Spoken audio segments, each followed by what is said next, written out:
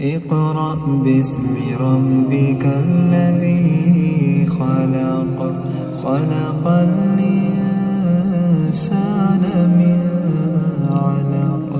اقرأ وربك الأكرم الذي علم بالقلم علم الإنسان ما لم يعلم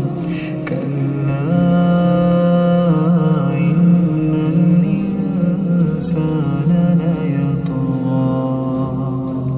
أن رآه استغنى إن إلى ربك الرجعى أرأيت الذي ينهى عبدا إذا صلى أرأيت إن كان على الهدى أو أمر بالتقوى أرأيت إن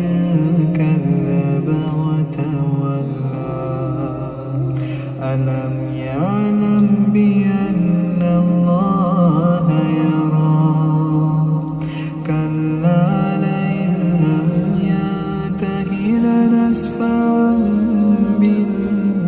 بالناصية ناصية